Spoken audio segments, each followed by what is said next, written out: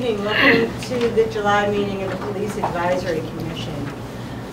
It's certainly been a tumultuous time in our country since we last met, and I would like to take a moment to give a moment of thoughts to Alton Sterling, Philando Castile, Dallas police officers Lauren Ahrens, Michael Kroll, Michael Smith, Brent Thompson, Patrick Zamaripa, Baton Rouge police officers Montrell Jackson, Matthew Gerald, and Brad Garafola.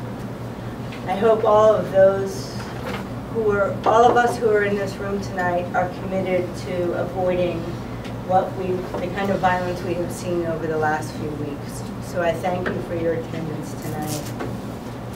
We are lucky to have with us many important guests. Captain Michael Cram, who, while I don't know Captain Cram, Kelvin has been highly touting you as somebody who is working hard to rebuild the community, and so we thank you for that. Also with us this evening is Andrew Prishkov, the Executive Director of the Philadelphia Office of the Local Initiative Support Corporation. Also Melissa Kim, the Program Director. We have guests this evening from the Department of Justice, CNA, Chip Cauldron, and Ashley Schultz. So we welcome you all this evening. We will put our regular meeting on hold to hear from our guests, and then we will return to our original agenda. So with that, I believe Captain Cram, you are first up. Good evening, everybody. I believe we're going to talk a little bit about the community. Sure. My name is Mike Cram. I'm the captain of the 25th Police District. If you don't know where that is, we cover all the area from Broad Street, is my western boundary, to G. George Street around Kensington Avenue, and then below Allegheny Avenue, Front Street, from Lehigh Avenue all the way up to the Boulevard. We're generally the most violent in the city, by far. Already this year I have 20 murders and 93 people shot, July. I also have some of the top heroin markets in America, top open air heroin markets. We have two of the poorest, hungriest zip codes in America, so we have a lot of poverty. With that being said, I have some of the best community groups ever. They work really hard. They're fighting a tough battle in their neighborhoods and take back their neighborhoods. Some, I'm happy to report, have literally taken back their neighborhoods. I was used one of my community groups, 12th and Cambria, Advisory Council and Town Watch. They have two different community groups there. Just a great group of men and women who are pretty much chased out of drug organization. Are doing great things with children, really doing some good stuff to engage those young men that need to be engaged. We had a great meeting sponsored by State Rep Kurt Thomas on Wednesday, and young men said some really powerful stuff about how they needed more role models in their life and the fear they have that they can't hang on the corners because of all the shootings, that they hang in the playground because it's safe, because they know the foot beats are always around. Made me feel real good. I wish that I could videotape some of the community meetings, so the things that are said and that the things that I'm yelled at, they yell at me about, are nothing that you would ever see on TV, about the challenges they face in their neighborhood, what it's like to have to check your mailbox in the morning if you have one, make sure that needles haven't been deposited in there, what it's like to walk out your front step and human feces be on there because some heroin addict went to the bathroom on your front step, what it's like that you can't have your children sleep in the front bedroom because of the gunshots.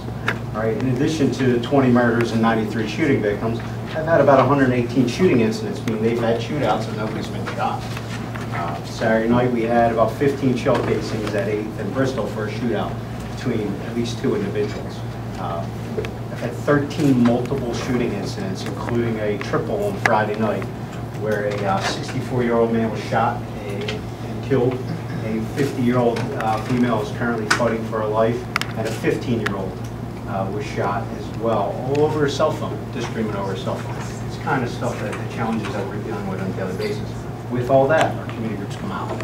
A community group up front, Somerset, that is Last month, they wanted me to suspend the Constitution and install martial law and get the National Guard out, or they wanted me to resign. I'm like, I can't suspend the Constitution. So it was getting yelled at for 2 hours, half in English, half in Spanish. But I love them because they come out in force. So there's a lot of good stuff going on that you don't necessarily see. We try to get the press to come out. Not sexy, right? They don't want to report on stuff that happens in the Badlands. They don't want to report anything about the good stuff that's going on down there. And there's a lot of it. We have our challenges. I'm not going to say everything's perfect. I really think the press does a bad job of reporting what goes on. If we didn't have good relationships with the neighborhood, why do they call us so much? We're at about 61,000 calls for service already this year. People call for everything. Every one of my crime victims generally has a lengthy criminal record. Why are they calling police then? We don't have a relationship. Why do we know what's going on in the neighborhood? Because the bad guys talk to us. So you're not going to say it's perfect. Things that happen in other places, like Minnesota, Baton Rouge, bother us because they're not happening here. You know, last year I finished with 30 murders and 160 people shot, done by the police. Right? Might not have liked the way we handled it if Baton Rouge was in Philly, but we would have handled it a little different way. Same thing with the Minnesota stop. That same day we had 3 people stop with permits. We didn't even handcuff them. You know, so I mean, we're just based on our experience, we handle things a little bit differently.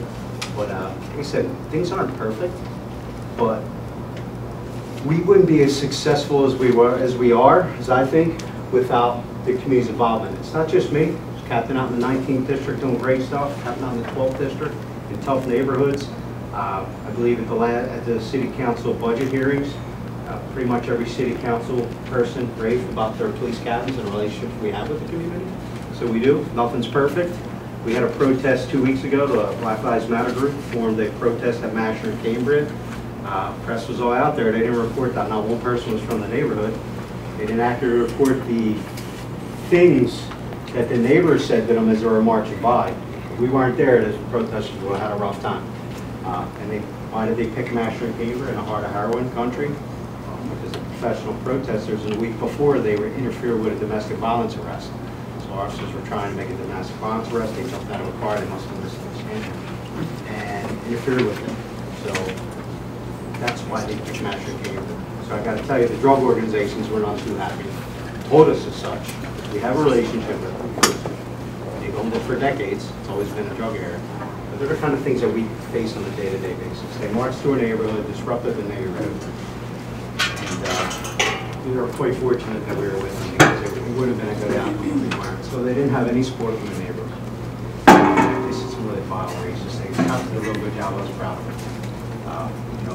But we don't see that things naturally impact us here because we have so many issues in the neighborhood, like poverty. Just about every negative social category you could think of is going on down there. And it's tough, you know, it makes our job a little bit tougher in the fact that we can't really help people. And when you're going in a house because they've called 17 times for domestic issues, you know, the young lady really doesn't want the male locked up because he's putting food on the table, right? So how are you going to feed the kids? There's some of the issues that we're dealing with. And I believe the Dallas police chief really said, it was on point when he said some of the things that we're getting involved in. I mean, we're out buying Christmas presents for kids at Christmas because we know they're not getting anything. Doing a big block party on Wednesday. We're going to shut down a Harrow Market. It's going to be 4 hours, 5 hours apiece for the kids. My cops have donated up pretty much all the money and the donations to feed. We figure about 300 kids, food bounces, everything like that. Just something to give them a little peace and tranquility for a couple hours. I'm actually seeing how many of our local TV stations come out to show that. Because, you know, in the past they don't. So we get a lot involved. There's officers are doing things on their own. I'm constantly finding out about them, you know, going in the house and pulling out money for diapers, or buying baby formula, or, you know, I'll have the officer come in and say, hey, you know, no heat on in this house. What can we do? And then dispatching the community relation officer out to see what he can do. So pretty sure a couple times he's taking money out of his own pocket. But there's some of the issues that we deal with on the judges. You don't necessarily see them do. We don't need any claim for it, but If we did have a relationship with the community, why am I never home and why is my wife always yelling at me? Because we go to a ton of community meetings, we really do. I wish that you come out and really see it from that people's perspective. Like I said, it's not perfect, but there's really some really good things going on down there. And we have some really great partnerships. LISC is here with us right now, the things that they do. I've been working with them a long time. Some of the great nonprofits we have down there, Congresso, Concilio, APM, if you're familiar with those down in our neck of the woods, some really great organizations. We got HASE. And we kind of partner with everybody. And I like to say we're users. I can use you to benefit the neighborhood. I'm going to do it. That's kind of the fight we need. I see us a lot of times getting out of our role as law enforcement into more of this, an activist for the neighborhood. Somebody's got to fight for them. When you remember, in some of these neighborhoods, the only government officials they see are the mailman, the policeman. The mailman isn't really bringing them anything. Us and the fire paramedics, because there's a lot of medical calls down there because people don't have medical care, so you tend to see a lot of them. But we're kind of the rep for the government, so we get a lot of stuff gets brought to our attention. We're the brunt of a lot of frustration in the community. So we kind of step out of our bounds a little bit to try to help people out. Thank you, Captain. I will say that I saw on social media a lot of video of the demonstrations in the 24th and 25th District, and we certainly understand people's frustration and the frustration of not knowing what to do with the frustration. I thought, however, that cops in those two districts were remarkably self-possessed and kind of stood by and allowed people to blow off some steam. And it must have been difficult for you and the protesters, but it was like a moment of feeling proud of Philadelphia cops. I really was. I mean, their officers were just horrific. I mean, that they didn't really try to incite us too much, but it was really the black and Spanish officers. But what really made me proud is the kind of peer taking care of peer, where a couple times you could see officers were tensing up and other officers stepped forward, tapped them on the shoulder, moved them to the back. That was reported. To kind of, and it was really. I mean, I gave them credit because I don't, and they really said some purpose. And they were trying to sort of, get a reaction from our guys. So I was really proud of them.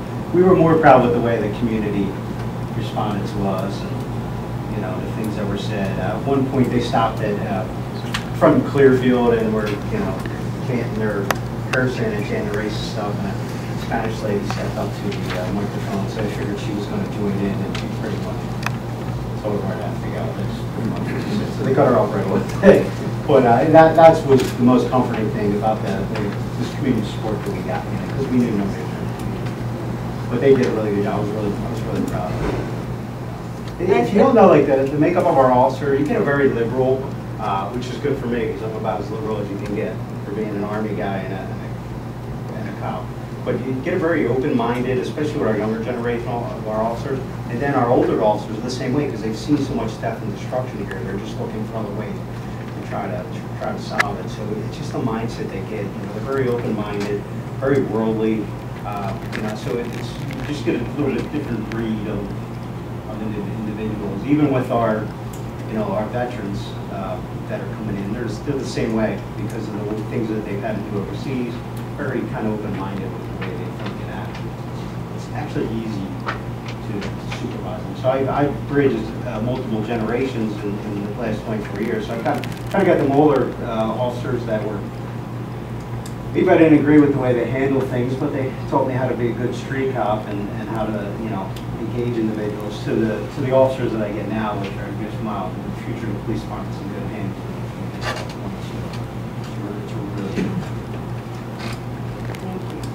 Any questions of Captain Cram? I have one question. What is the percentage of the officers in your district? Spanish officer, black officer, and white officer? Yeah, we get a pretty good mix. I mean, obviously we're very, we have a heavy Hispanic population in the district. I don't have as many Latino officers as I would like because they either get promoted or they get transferred. So, but we still have a good representative. So we're probably about 35–40% of our officers are a minority between black, Hispanic, and Asian. Female officers, same thing. We get a lot of, I don't have as many female officers as I would like because they tend to leave. They either get promoted or they go to another unit because you tend to get the better officers in those tougher areas. So they tend to get promoted, which is a good thing. Because they bring that experience somewhere else. So we're about right where we should be for our population. Always need more Spanish speakers, but I have Caucasians that speak Spanish too, so it kind of helps out, or they're learning, so it works out well. Anything else? Thank you, Captain. Okay, thank you. Thanks for having me. Thank you.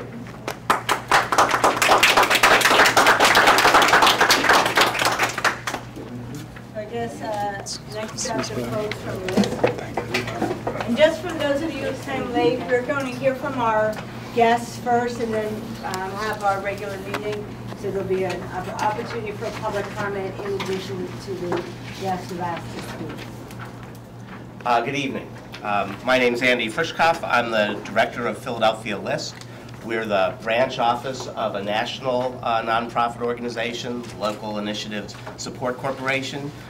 We've been working for 35 years in Philadelphia communities as an intermediary, bringing resources, dollars, knowledge, technical assistance to lower income communities, primarily working with community development corporations, other neighborhood-based organizations, with a goal of helping residents to strengthen their neighborhoods and improve their lives.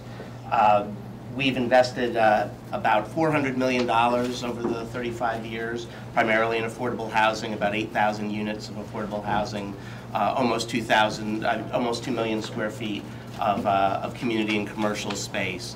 And much of our early work was focused on helping residents to fix buildings and create businesses and those physical aspects of community development. But in the last several years, we've taken a broader approach that we call the Sustainable Communities Initiative that sort of recognizes that all of the issues of a community that residents want to address: housing, economic opportunity, household income and wealth, education of children and adults, health of people, and health of place, including safety. More recently, arts and culture, resident leadership, have been things that our community partners have wanted us to work on. So there are about 7 core strategies. Community safety for us falls really in that health of place work. And we've been working on it both nationally and locally probably for almost 20 years, trying to incorporate safety into our work. The primary approach that we take, as with much of our work, is how do we engage with people and working with residents and multiple stakeholders, identify the priorities in the community, the problems, as well as the solutions and the goals. And so our work in community safety really has now been integrated into this broader sustainable communities work and is tied to how is safety part of a broader community building strategy. For us, that starts as any outsider working with a community. How do you build trust? Build trust with ourselves and residents, residents and residents, residents and other stakeholders. And how do you then build working relationships? So it's not just coming together and talking through and meeting people, but how do you actually get to the point where people want to work together? People who didn't necessarily know one another, maybe didn't trust one another, but working together towards some common specific projects and eventually larger initiatives that address the quality of life and the priorities in the community. So for us, the community safety is focused on how do we build the relationships, how do we build the knowledge and skills of residents and other stakeholders, and how do we support implementation of neighborhood projects. And the outcomes we want are effective, we hope, lasting collaborations, physical transformation where that's part of the solution, and then for community safety, as one of the goals, how is it a reduction in crime and an increase in people feeling safe in their community? Our current strategy is to start with an engagement model, having residents, community leaders engage through meetings and door-to-door work, building relationships, then creating trainings and introductions with police officers if they haven't worked with their police before, We have a long history, thanks in part to Sarah when she was with LISC, in building relationships with the Captain Cram, both in his previous district and now as he's moved to the 25th. But those relationships don't come out of the blue, so you have to start at some point from scratch. But then when you build those relationships, you want to actually work in partnership that is skill building together, residents, police, business owners, others, and then working on specific projects. We generally focus on a couple of specific strategies for building the relationships and doing community safety.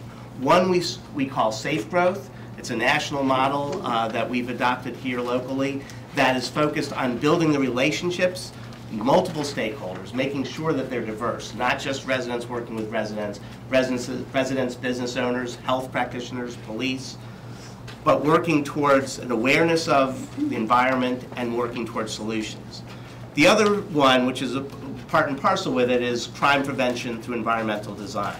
And that's doing that same work, but really drilling into specific physical issues. It could be a corner store that is a hangout. It could be an area that is too dark. It could be a park that's no longer used by residents other than for illegal activities. Whatever it is, residents, police together identify both where the hot spots would be, the part of the environment they want to fix, but also what do you want to do with it? It's one thing to just turn on a light and hope that the light will make things better. But more importantly, it's how residents and community members use the space. So Melissa's going to talk a little bit about the particular work that we do, but for us it's not just about the general principles, but it's the specific things that residents do together with police and with other partners that in the end aren't, it's what I would like to call a judo flip. You're taking something that you've identified as dangerous, as a problem, but what you're really doing is turning it into something that is an asset and a blessing for the community. And in doing so, that will in itself make things safer. Thanks. Hi everyone, my name is Melissa Kim. I'm the Program Officer for Community Safety with Philadelphia LISC. If you look at this photo here, the photo of the vacant lot, this was the vacant lot at 41st and Lancaster Avenue.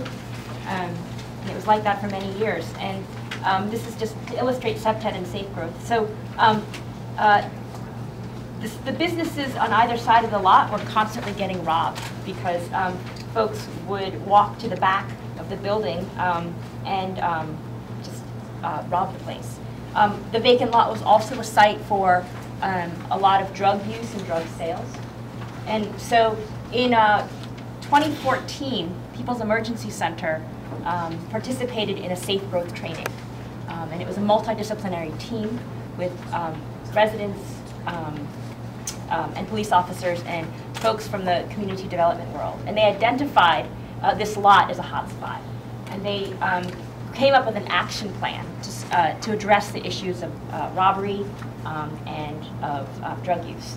And so once they came up with the plan, if you look at the next slide, this is what they came up with. Right? So they took a vacant lot and they activated the space with positive uses. And so you see they installed a mural, they created a community day, like a resource fair. They participated in parking day. And then eventually an organization called Tiny WPA got involved and they created basically an outdoor playground. And so this is an example of safe growth in SEPTED, effective use of community resources. And it reminds me of what Captain Cram said. It's not that the police are taking back the neighborhood, but the neighbors are taking back the neighborhood. And there was a lot of community outreach through a group called the Community Connectors. And so they actually became part of the process of engaging the community because the young people would come out and you would see the young people actually building the playground. And before you know it, there became this critical mass where folks would say, what are you doing? Because they see young 16-year-old, folks from Mantua, doing, renovating a playground, and it just created a lot of energy and a lot of positive use. And so since then, there have been no robberies in either store. So a couple of other programs that we've done. There is the Philadelphia Safe Commercial Corridor program, And so this is building on the Safe Growth and SEPTED model. We worked very closely with the police department and with the commerce department, and we recreated the safe growth training, but tailored it specifically to commercial corridors to address the specific needs of businesses and residents. And the teams were led by community development corporations, and you see them listed here, starting with Allegheny West and ending with the Enterprise Center. And they replicated this process of creating, these interdisciplinary teams and of creating action plans and actually implementing them. So another program that we've just started working on is a pilot program building off the success of the Safe Growth trainings. We worked with then Deputy Commissioner Bethel, who then engaged 3 superstar captains from the 14th, 19th, and 25th districts, and Captain Cram is one of those superstar captains, and the idea was that they wanted to integrate community engagement, community development principles into everyday police work. So it came out of the SEPTED work. It's a pilot, and the Mayor's Fund actually helped fund the pilot. We worked with the captains and DC Bethel over the course of a year to determine what the audience would be, what the topics were, what the purpose was, and we came up with a series of workshops. And the goal was really ultimately to shift the culture of how police and residents fight crime. That community engagement could be just as an effective a tool as a guide. And so we laid out some objectives on the next page, and it's really about understanding how community development could be used to set the table to fight crime. So that's what LISC does, right? We provide these trainings, we put these teams together, we teach skills and collaboration, but at the end of the day, it's really about setting the table so that community folks, professional, community developers, and police officers can come together and share stories, share experiences, build trust, and to allow them to collaborate on projects and to solve problems. We also give them tools, right? We teach them about the crime triangle, we teach them about SEPTED principles, asset mapping, and so on and so forth. But at the end of the day, it's really about them coming together and building those relationships. And so that's something that we've really learned. And it's about the peer learning environment where there's a tremendous amount of knowledge in that room, right? It's just a matter of sort of connecting the dots, right? And allowing those conversations to happen by giving them, holding that space for those conversations to happen. So on the next slide, these are some of the workshops that we covered, but really, it was about folks coming together. And then there's this picture here of the first pilot class of officers and civilians working together. So, we should also mention the partnerships that are involved. Like LISC doesn't do it alone, right? In all of these projects, we've been working with police officers. We've worked with community organizations. We've worked with the city, various departments, besides the police, Department of Commerce, the Office of Community Empowerment. We're currently working with the Division of Housing and Community Development and the Citizens Planning Institute. So it really takes, it's really much bigger, right, than working with just the police department. So these programs are they're not perfect. They are successful. We've gotten a lot of good feedback, but we do have some obstacles and some challenges. Part of it is, folks are so hungry to get tools and resources and and equipment and so their demand is really high, right? Whenever we have a safety training, right, it's really no problem to get people to sign up, and so it's kind of like a situation where the supply can't keep up with the demand. And that's not, it is, our trainings are good, right? But to me, it speaks more to how much people need to be empowered. We are growing a local base of experts with every training that we conduct. We get a new crop of folks that are trained. So at the last training, Officer Sinclair from the 25th District led that training. And he's a graduate, right, of a Safe Growth program. And Officer Solace is a leader, and Captain Cram is a graduate. And so we are growing this crop of leaders slowly but surely. But right now it's nascent. And there is another obstacle is that there's a culture of what we call traditional policing, right? A lot of the things that you heard Captain Cram talking about, a lot of the things that we consider community policing are, considered sort of out of bounds, right? And not everyone, buys into it, right? With the leadership transition in the police department, right? A lot of right, there's a lot of trust building that needs to happen, right? And so we had a great relationship with DC Bethel, and we are starting a new relationship with DC Patterson, right? But he doesn't know us, and we don't know him. So we are sort of we're trying to grow that relationship now, and so that's where we are.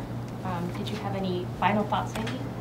I mean, just I would say that, resources, so we would do more if we could figure out how to fundraise. It's not quite the typical thing that foundations or others give, nor, I mean, we all know that the government budget is fairly thin, so we sort of piece things together where we can. We would love to be able to do more, but we've got to figure out the funding to do it. And it's not that expensive, but it still, costs something. Thank you. Any questions before? Can you say more about how you engage specifically police captains to buy into this work and to send their officers to the training?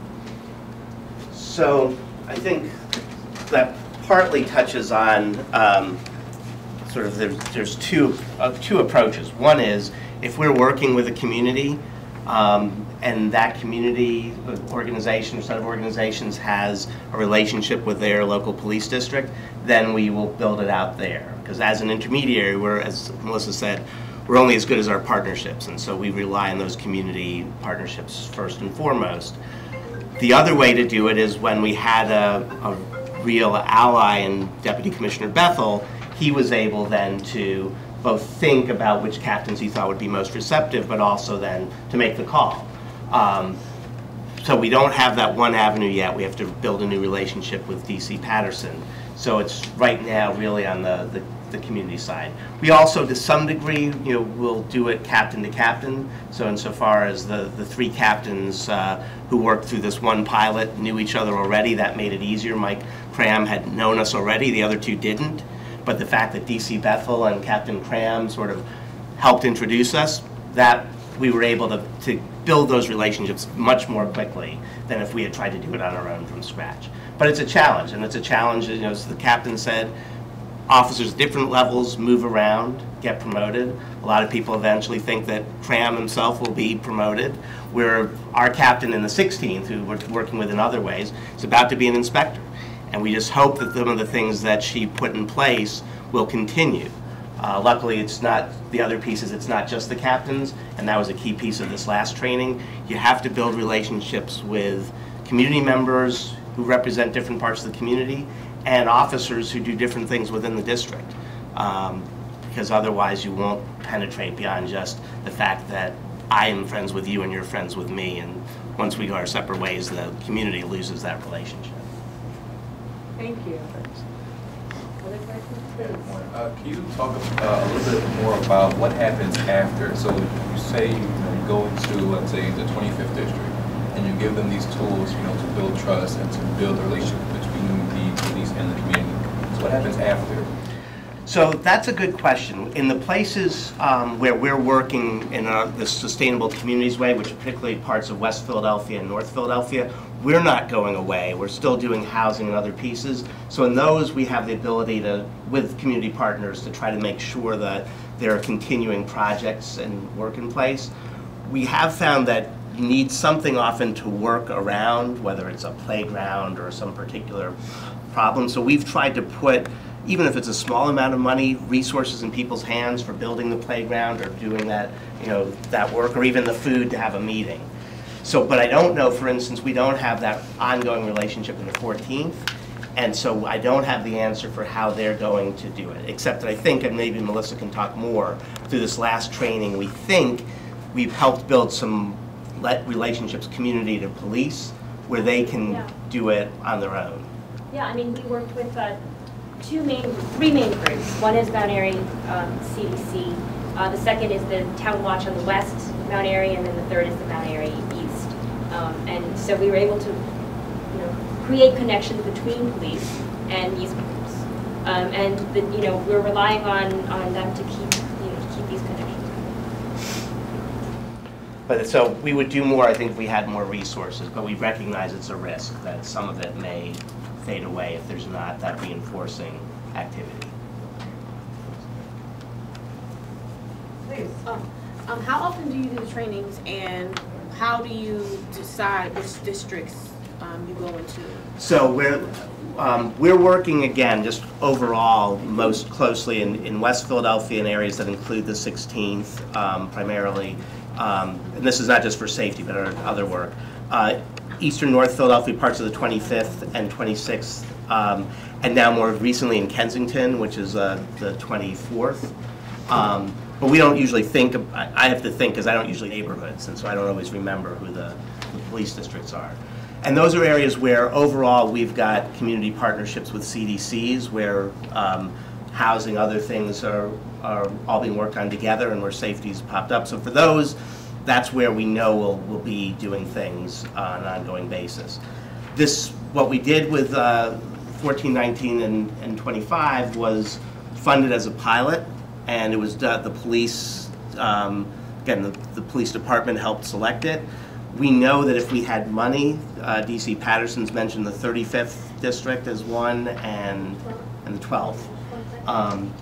And those are areas where we have some relationships, but not as many.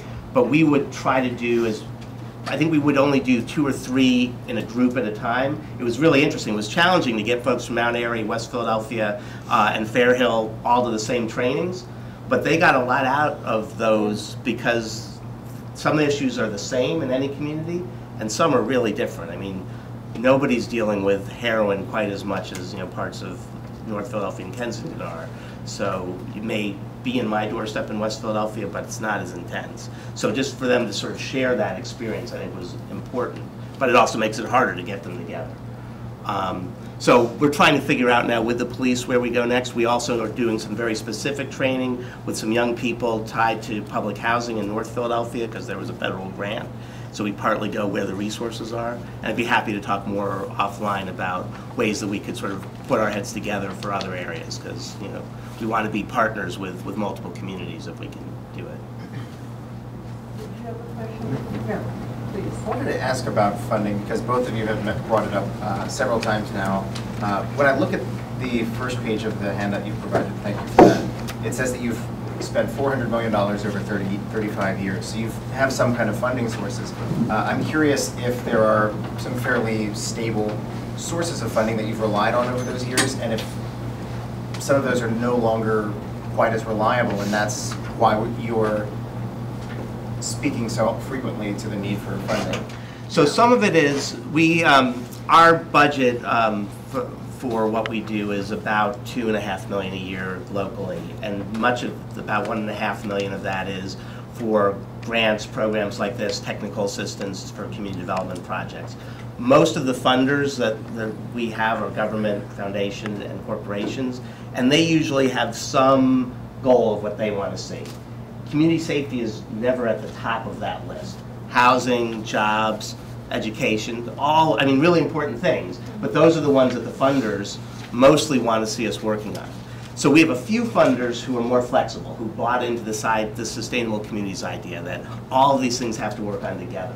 Hannafil Foundation, which is a woman who lived in West Philadelphia and left her money to focus, but that was originally just for West Philadelphia, and we persuaded the trustees to let us do some of that work in North. They've not yet said you can use that for Kensington. William Penn Foundation, which hasn't focused on safety, but is really focused on things we're doing in West Philadelphia, hasn't funded us in those others. So part of it is where I've got the resources. And so we have no funder right now that said, we want to fund you to do work in Germantown. So that was sort of through this mayor's fund that we could do that. And so that's part of the challenge, is the activity and the place. And so it's much easier for me to raise money for housing in West Philadelphia than safety in Kensington at this point. Thank you very much for that. And you have perhaps unintentionally led right into my second line of questions. I'm curious about program assessment, because you brought up the vacant parking lot project as well as the workshop projects. And both of those are very clear, and I appreciate that. Foundations are very sophisticated now, and they want you to be able to prove that you're doing something impactful with your money if you're asking for more, right? So with regards to program assessment, how do you look at, say, those two examples and determine this is effective, this has met our outcomes, and is that internal program assessment or is that outsourced? It's internal, Okay. and we work with our partners. I mean, they easily track like crime stats, and you know, I would say that I can think of 3 projects off the top of my head where crime was reduced dramatically because of some sort of SEPTED or safe growth intervention. As far as the workshops go, the value of the training, we are currently assessing the pilot to see whether it changed your attitude, you know, your behavior, or your knowledge base. And so we did pre-surveys, post-surveys, focus groups, and so because we want to know what we're doing well, and we want to be able to grow it, beyond the 3-district pilot. So in the case of the pilot, it's the attendee self-evaluation. Yes. Okay. Yeah. I mean, that's really on a program of that scale. That is really the only way that you. Sure. Well, and to Mr. Reddick's question before, so that was the one we did in those 3 districts. We didn't have money for specific projects, just for the training. So for that sustainability, we didn't have. They've all said they're going to take a project on together, but they're doing it without our resources, and so it'll be, if you will, post evaluation period. But in many of the cases, we can actually have a project like 41st and Lancaster, and then we're able to measure that as well. Thank you, Bob. Thank you. Any other questions? Thank you for joining us this evening. Ask from the DOJ. I don't know if you're prepared to say anything. I just want to tell folks. I'm always prepared to say something. Okay, good. So thanks for a little bit of time this evening. I want to, start my remarks by an observation I'd like to make, just actually based on decades of work on justice system reform that I've done in Illinois and here, and that was listening to Captain Cram this evening, talking about kind of the intense effort that his men make to work in these communities and the conditions they work under and the challenges they face, and for us to be demanding and insisting on these systemic reforms is actually something of a challenge for people who are immersed in the day-to-day work of policing. And I don't use that as a way to excuse any lack of performance, which I'll talk about a little bit, but it does us good to think about the work that they're doing on a day-to-day basis and the constraints that they face, and then the demands that we're making on them. I just think it's good to think about that in context. It's not easy work for them. So CNA is a nonprofit organization that was contracted by the federal government several years ago to come into Philadelphia and do that initial assessment of issues around use of force, police shootings, community engagement, and all the other things that are associated with that. We did a research study that I personally was not involved in. We produced a report last March that had 91 recommendations for things that the Philadelphia Police Department should be working on to improve itself in a number of different areas. So we looked at policies, we looked at recruit training, we looked at in-service training for experienced officers, we looked at use of force investigations, we looked at trends in use of force and trends in shootings, we looked at transparency and community policing, and as I said, we made 91 recommendations that we thought the department should implement if they wanted to have a comprehensive culture-changing improvement in how they deal with their citizens and how they apply force. Right now, we're about a year into the monitoring of the department's implementation of those 91 recommendations. So I have come here several times with my colleague Ashley Schultz and several subject matter experts from Phoenix and Las Vegas, and we have been looking around, looking at records, making observations, reviewing files, meeting with people, and within the next 6 months, we'll issue, actually we came out with an interim report about 4 or 5 months ago. I don't know if you've seen it. In that report, I think we said that they had achieved within 6 months about 25% completion on of the 91 recommendations. It doesn't sound like much, but when I went back and looked at the work that we did in Las Vegas and Spokane, Philadelphia was actually ahead of the curve compared to where those places were 6 months into their work. So, but we're at a very critical time. The last accounting that we had of all the work that they've done was about a month ago. We have them at about 57% of complete or partially complete on the recommendations that we make. I'll be very honest with you, most of that is what you would think of as the low-hanging fruit. So you want to rewrite a policy? Well, they can rewrite a policy. You know, you want to redo some training curricula? You can redo some training curricula. So most of what they've done have been things that we expected that they could do and they could do fairly easily. We're entering, I think, a very critical phase in all this. They have a few months left to go. And we know they're not going to get to 100% completion. But there's several things that we think that they need to work on. I met with Commissioner Ross today, and I explained this to him pretty directly. And a lot of that has to do with investigations, quality of investigations, transparency, and actually community engagement. And so we are actually developing, I'm going to call it a mini action plan. The 20 or 25 recommendations that we think are reachable or that are absolutely critically important, and we're going to press them for the next couple of months to meet those recommendations and meet those standards. One of them has to do with the creation of a special investigative team for the serious uses of force. Right now, they only have one investigative team that does everything, and so they say they're going to do that. We're going to hold them to the fire. I talked to them today, Kelvin, about the fact that there's going to be some changes in civilian oversight, and that this is their opportunity to actually engage with civilians better and in a more transparent way, and that we were going to write this into our report, what they have done and what they need to do. And the third thing is creating an internal capacity to carry on this work themselves.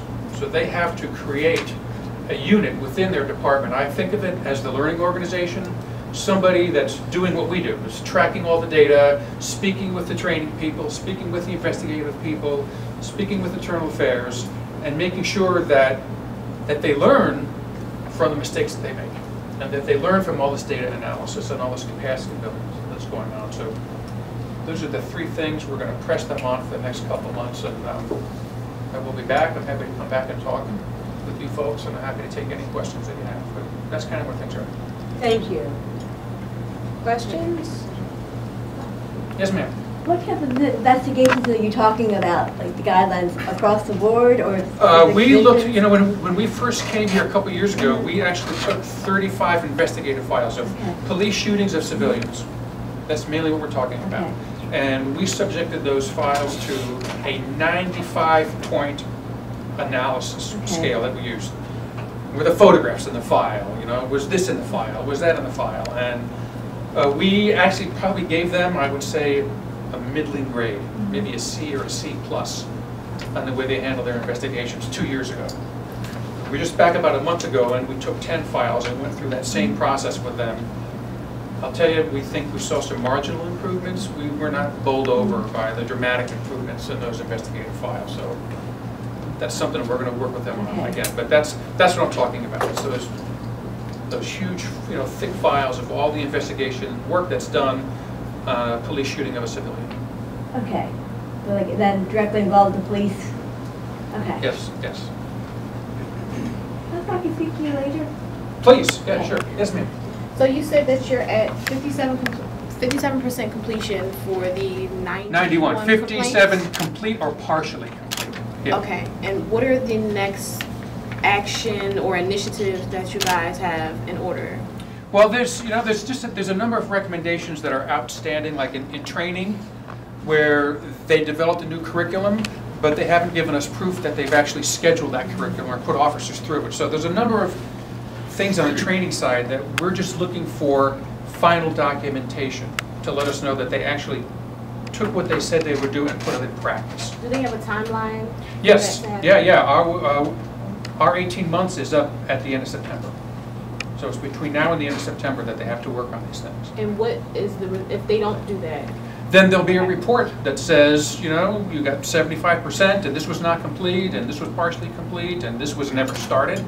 And that becomes a public document. I mean, it'll be very transparent. And I think that this group and other groups should take that report, take a very serious look at it, because there'll be more work to be done. 18 months is not enough time to make a cultural change in a recalcitrant organization like the Philadelphia Police Department. I respect them, I know they do very good work, but culturally, this department has a history in this country as being one of the most incorrigible ones. And so 18 months is not enough time. We're gonna give you a gift, of here's what's happened, here's what still needs to happen, here's where they have difficulty, here's where there's some other opportunities for improvement. And it's our hope that internal to the police department and with groups like this, that some energy develops to hold them to the fire after the 18 months are over. And that 57% is based on people that have, or departments that have already completed what it is that you propose for them to do?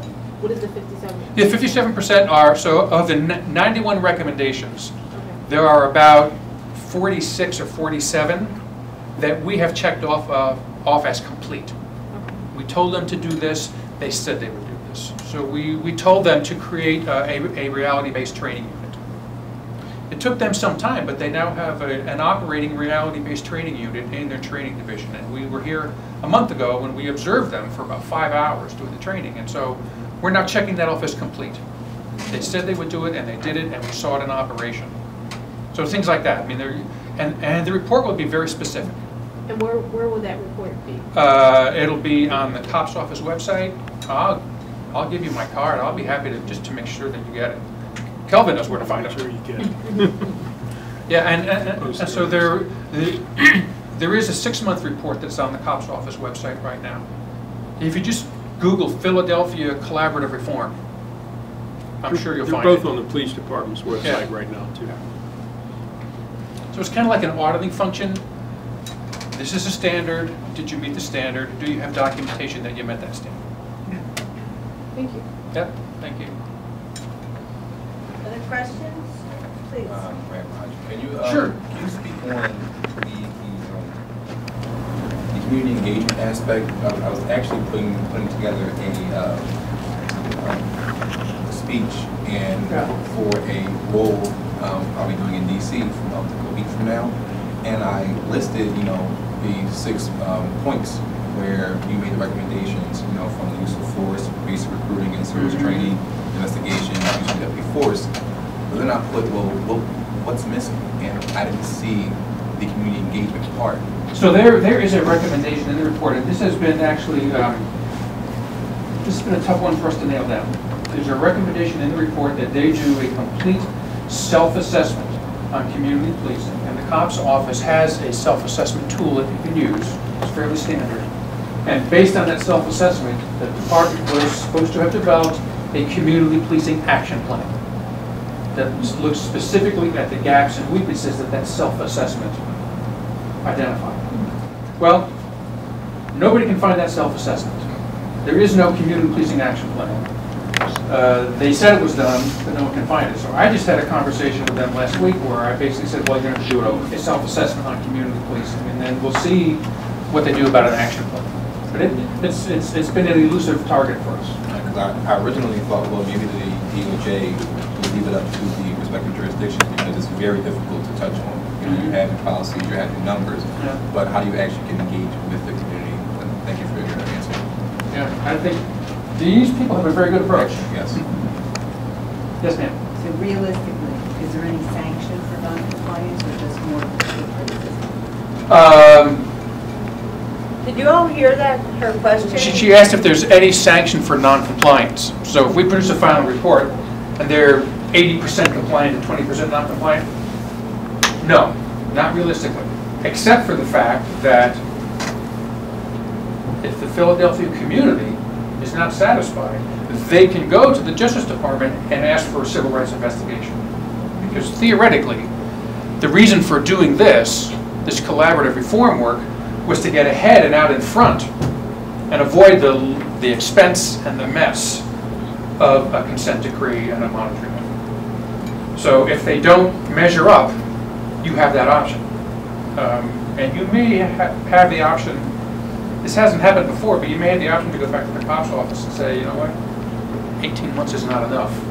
We need to press these people more and more and more. But I think that's going to end up being a local responsibility after the report is done. It's just, with the election, there'll be a new director at the cop's office. It's just hard to know who's going to be in charge at that point in time and what decisions they're going to make. Okay.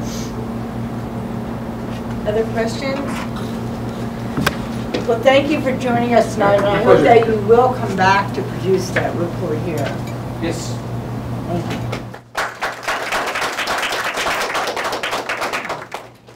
Because we've been handling this meeting a bit differently, that we've asked our guests to speak first, I think maybe we should take some public comment if there's any additional response to anything that we've heard from our guests, and then we will return to our regular agenda. So any public comment, folks? Okay, well then, if not, then let us just return to our regular agenda, which I believe we're starting with a review of the minutes. I see, Calvin, we have him here from May 16th. We don't have June. May, June's still on the way. Okay. Yes, sir. So after you review the minutes, I'll take a motion that we accept them. So moved. All in favor? Aye. Any opposed? Okay, the May minutes are approved. Thanks, Calvin. I've noted our future meetings, August the 15th, September 19th, October 17th, November 21st. So just please put them on your calendars. We meet once a month. For everybody in the room, when the commissioners were first appointed, the commission didn't meet in the summer, but we've decided to continue to meet. It's not a heavy burden once a month, but at least it keeps the process moving. All right, that would be it. Thank you. I have no report, so I'm going to pass to Kelvin. Sure. Starting out with my report for the month. So far this year, we have 16 complaints that have come to the commission. We had 23 complaints that had come to our office by this time last year. Our investigators have 39 open complaint investigations dating from 2014 to 2016. In terms of the greater body of complaints at Internal Affairs, they have a total of 333 complaints filed by citizens so far in 2016. That's running a little bit shorter, about 12% less than they had last year at this time, when we were at about 379. In terms of audited complaints, in addition to the full investigations we're looking at, there are 146 complaints in the audit category for the commission. In terms of the Democratic National Convention that's coming up next week, obviously there are going to be a lot of folks coming into our city to express their opinion about what's going on in the politics of our country. That's a good thing. We certainly plan to be on the ground with the rest of the legal observers around the city, both at the prime location down at FDR Park, where most of the protesters will be, and also in other areas throughout the city, as we anticipate there could be activity, frankly, anywhere. You'll notice we have, now we just got these wonderful, very super bright things to identify who we are, so there's no question of who we are out there while we're watching people exercise their rights to protest. In terms of the three cases that we've been looking at over the last couple of months. The Koshman case, we're still waiting for our consultant's report in that instance. And we're also interviewing some of Erica Koshman's friends and gathering some other information from them. We're doing re-interviews of all the folks who were contacted by the police in that, including the medical examiner and the medical examiner's investigator. Michelle's case, of course, she's out in the hall, unfortunately. We're still waiting for a formal response to the questions we placed about that case to Internal Affairs. I did get a call from Deputy Commissioner Turpin last week. We were playing phone tag. I suspect that, like much of the rest of the police department leadership, she's very busy in preparations for DNC, so I'm going to try to follow up with her to get some specifics about their comments on what we asked them on that case. Same for the Humphrey case, which we also had a number of questions on and sent to Internal Affairs formally last week.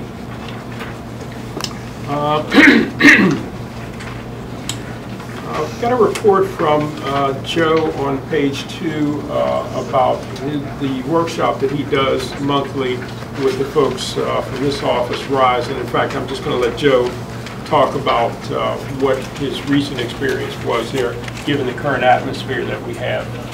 Yeah, you know by now that I give a workshop on 10 rules for dealing with the police, and you know, there's some normally a moderate response, but as you can imagine, with all that's taking place, people were really upset, and they were asking, you know, questions like, you know, they observed the recommendations, but even a lot of those recommendations don't always work, as we saw in one incident where the person was asked by an officer to reach for his identification.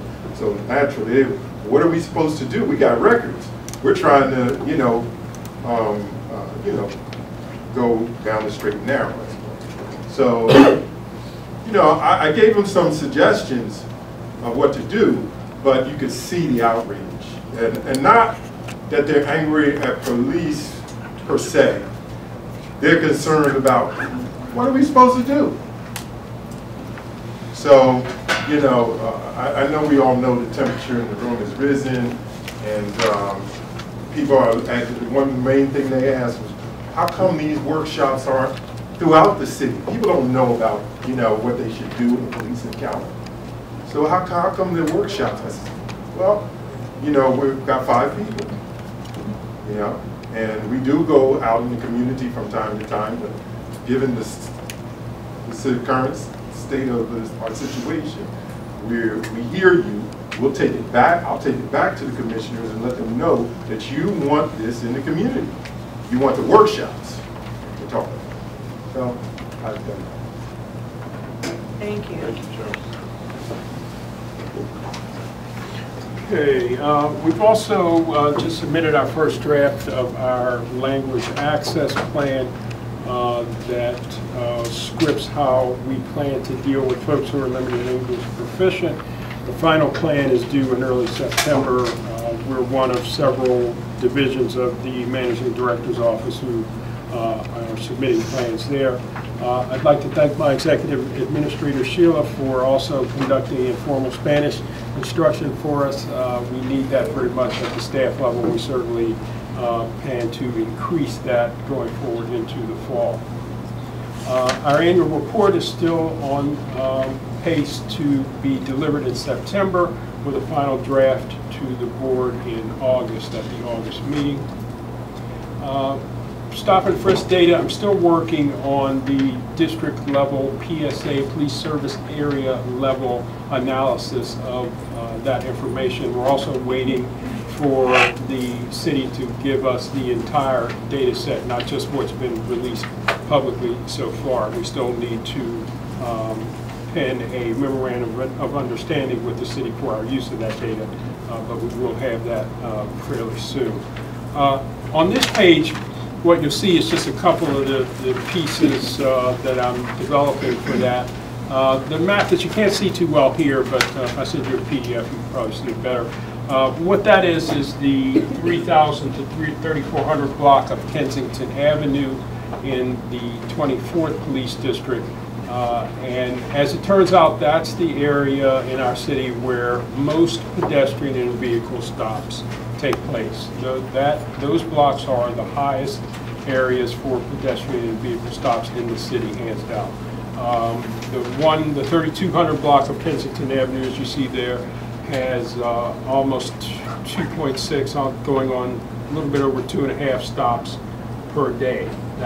The study period for this is about 800 days worth of data from January 2014 to March of 2014. So again, we believe that looking at this information at that level and trying to understand it from where you live is actually much more important than kind of looking at the whole thing as a whole, which is rather confusing. So we're going to continue to build this out district by district and tell you some more information, not just obviously where the stops are, but what the stops are, whether there's an arrest, whether they're pedestrian versus vehicle. Actually, there's a few more vehicle stops than there are pedestrian stops, and some other information along those lines.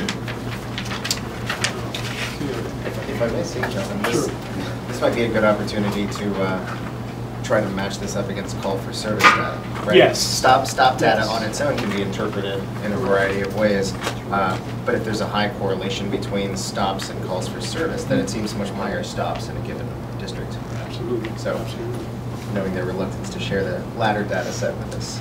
No, well, actually, I'm glad you brought that up, because I had a meeting with the research and planning folks, and that was certainly one of the things we did discuss, and I asked them for that data, and they seemed willing to provide. Wonderful. One of the other things they're doing, to digress for a moment and to jump back to something that Chip said earlier, one of the things we're trying to figure out, obviously, is what works with community policing.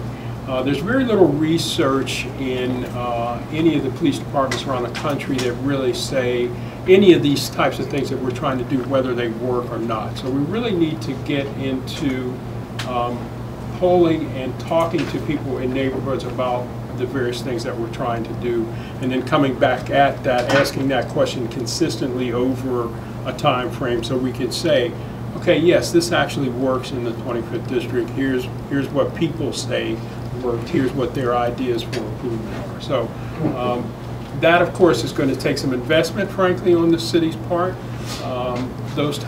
That type of polling and stuff that you need to do to establish that is not cheap. But definitely, in my discussions with research and planning in the police department, they're very interested in that, and that's certainly something that we'd be willing to partner with them. In particular, we did a poll a couple years ago, but as it turns out, most of the folks that we got to respond to the poll, unfortunately, were not in the demographic section that we need to answer these questions. It was either a telephone poll or a door knocking poll. So telephone polls, of course, are tied to landlines, and as we all know, nobody has a landline anymore except for folks who are older and predominantly white and female. So unfortunately, that population that we got to answer our questions, while useful, are not in the demographic that we need to really understand what's going on with them. So that's one of the issues that we'll be trying to address as we go forward with figuring that out. In terms of upcoming events, we've got a couple things going on. Tomorrow from 4 to 7 p.m. I'll be on WURD AM with Chris Norris, some of the folks from Black Lives Matter, Ms. Tanya Brown Dickerson, and some other folks talking in detail about what we can do to improve police-community relations in a general way. So if you have the time, please tune in, ask questions, and see where our discussion goes. Also on July 26th, I'll be on a Black Lives Matter panel discussion that is being sponsored by the folks at Urban Creators, and this is going to be down at the Asian Arts Initiative right down here at 12th and Klein. That will be a mid-afternoon workshop focusing primarily on young folks and some of the questions they have around policing. Yes? Is that information in here? Or yes, it is. In fact, if you see me after, I have a flyer for that. I'd be happy to give you that information. For both of them? Sure. Thank you. Absolutely. And that is actually it for my report this morning. you want to touch briefly on the other oversight board? Sure. Just briefly, you may be aware that part of the city's response to the Justice Department report from last March was to create a new entity whose executive order is charged with actually making certain that all of the items in that report are implemented. This board, according to Mayor Nutter, was really set up to make certain that everything in the Justice Department and in not only the Justice Department report, but also the 21st Century Policing Report and some of the other things that are out there. The city really took a strong stance and said, yes, we're going to implement all of these reforms. As a result of that, they created this entity called the Police Community Oversight Board. Myself, 3 city council people, representative from the FOP, several community groups, group of 25 in total were put on this board. Similar to the problems that we've had, that board ran into the same issues, lack of staff, lack of support to do the work. So the Justice Department folks have been here talking to us about that. We had a meeting last week with the administration. The bottom line is that I think we're going to see a comprehensive discussion over the next couple of months that will lay out for the citizens of Philadelphia where the Kenney administration intends to take police oversight in the city.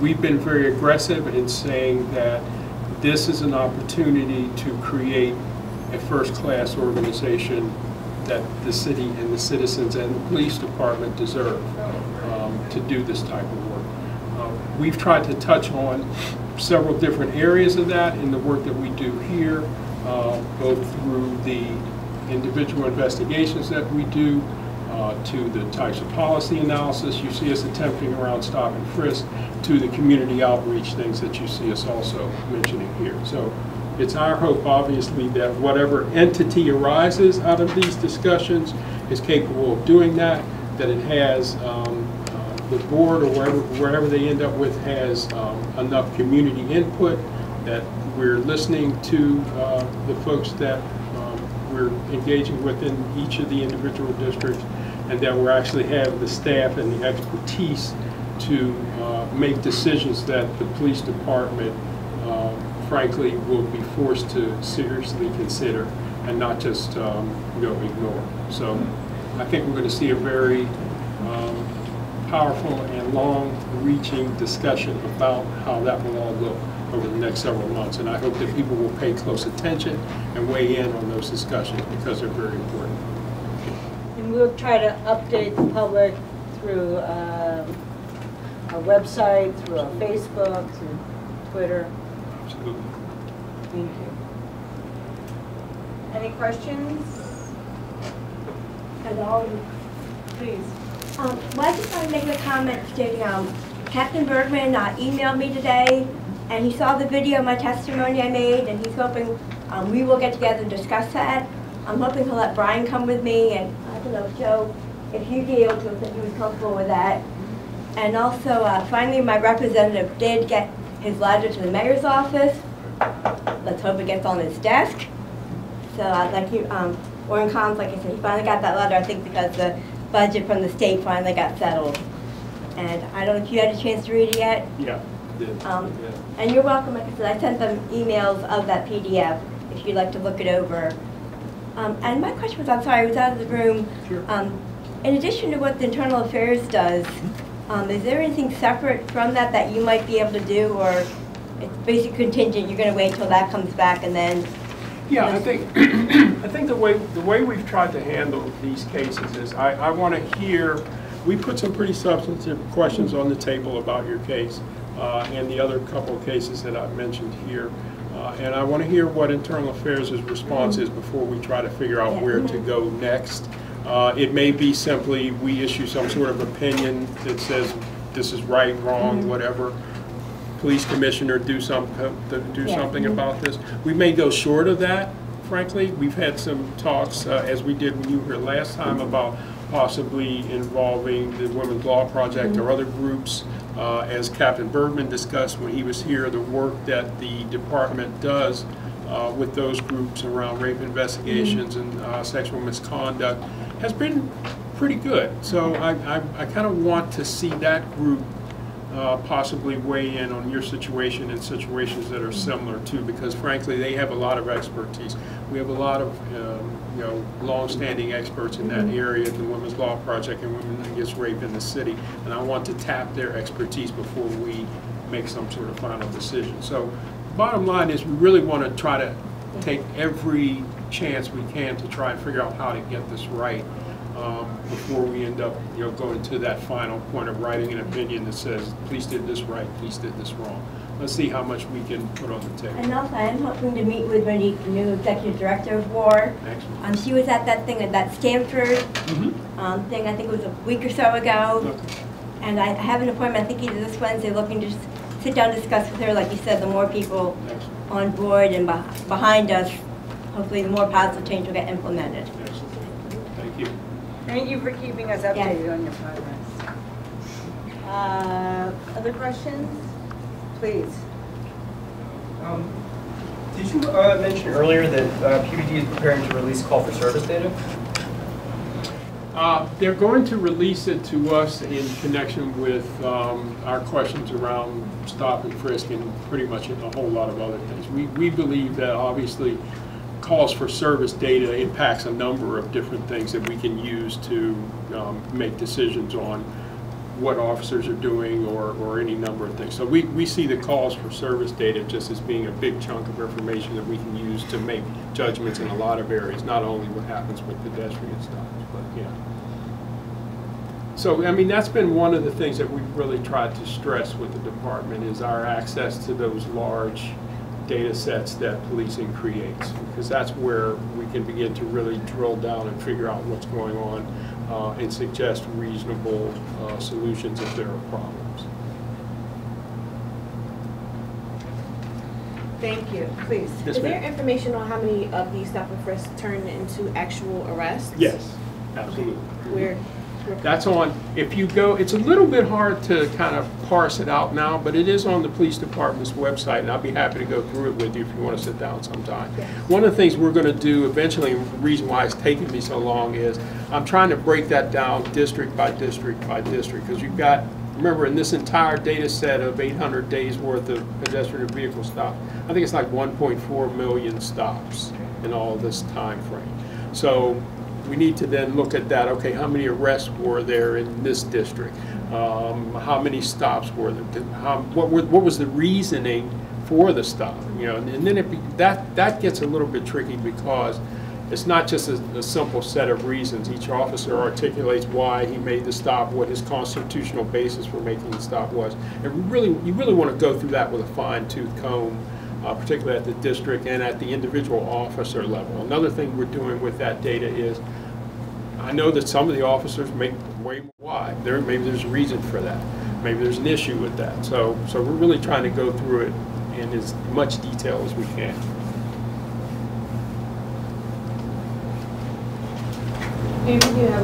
So I guess just to segue from that, we're still owed a memorandum of understanding from the city, both for the labor arbitrations as well as the stop and frisk data.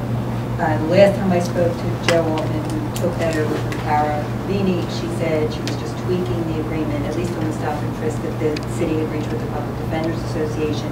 We should have something soon. We don't quite have it. I'll follow up with her.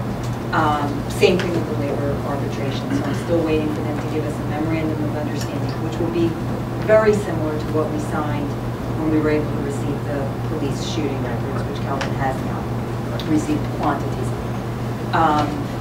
So we believe we have an agreement in principle, it's just I believe there will be. I think it's the summer and I think they're busy and, unfortunately it's not priority, but I will follow up again. Thank you, Joe. The only other thing is Calvin and I were working on a document response policy, and we have a first draft. I will show it to when we're in executive session, but I'm also waiting to see, Calvin was going to get a couple of other policies from other PACs, and I would just like to sort of compare what they're doing to what we've arrived at, and then we'll put something in mind. Thank you. Other questions? Any old business?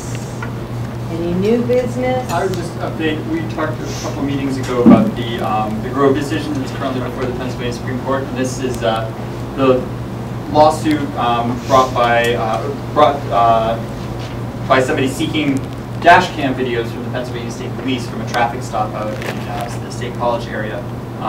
And although the Philadelphia police don't use dash cams, they use body cams, and many of the same issues are implicated by this case. And the question in this case is whether those videos and audios are public records under the state's right to know law that can be released upon request by either the person in the video or a reporter or any other member of the public.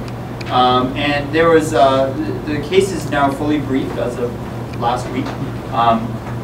And I'm happy to circulate the briefs. And the one that I thought was most helpful and kind of consistent with a lot of the ideas that we discussed a couple meetings ago was one filed by the Pennsylvania News Media Association as an amicus brief in support of the release of the dash cam video as a public record.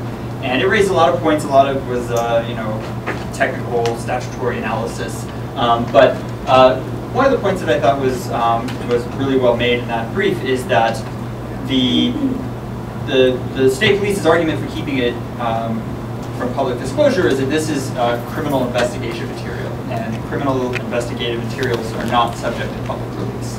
And the point that the News Media Association made is that that's not the primary reason that dash cams or body cams are used. They're used to keep the public and the police informed about what police officers are doing in the field and their interactions with members of the public. And that can be for a lot of reasons. It can be to absolve a police officer of an unbased, an unfounded accusation that they did something wrong. It can be used to for supervisors to monitor what officers are doing in the field. It can be used to for training purposes, just the way that a basketball player will watch videos of the game after the game and improve on technique. So there are lots of reasons that it's used.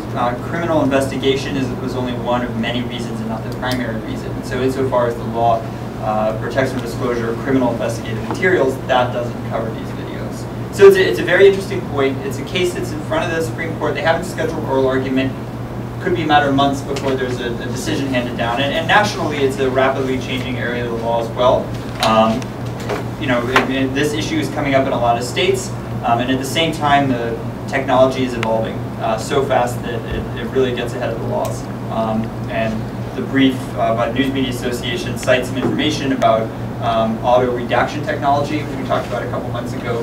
So to the extent that it may be necessary to blur the faces or cut out the voices of bystanders, for example, or other people whose private information would otherwise be disclosed, it's becoming increasingly easy and inexpensive to use computer software to redact that information. You no longer have to be like a major Hollywood studio to have access to the technology. Anyone can do it. So I'll continue to stay abreast of that. I think there's a deal with the issue about privacy. Yes, so the question is about the privacy of the citizens who have not consented. And the chief issue in the Grove case is about audio, not video. And there's a Wiretap Act that covers just the audio portions of those recordings. And in part it may turn on the sort of specifics of that case, that the people who were speaking were doing so in the presence of a police officer who was who they may have known to be obviously recording them. So it raises maybe some factually unique issues. So it's possible that the Supreme Court could resolve that case, but leave open some lingering questions. Just to add to that, we're also waiting now for the RFP to come out from the city for the body cameras for Philadelphia police officers. One of the things that is beginning to emerge also as a potential game changer are state and federal data portals. One of the huge issues is obviously the cost of retaining footage. As it stands now, the Philadelphia Police Department only intends to retain footage, non-essential footage, that is footage that doesn't involve some type of arrest or shooting or something critical, for 30 days. We believe that's not an adequate amount of time to retain footage to impact complaint investigations and the other types of things that the public has been told that body cameras will impact. So obviously we're going to continue to push at that and to pay attention to solutions that may allow us to actually save more footage in this. You know, as it is, the city argues, well, we don't have the money to save this. Taser is the only player in the game right now. That may change. Thank you. Anything else? All right, then I think we'll take a motion to adjourn. I move. All in favor? All in favor? Thank you, everyone. Thank you for joining us this evening.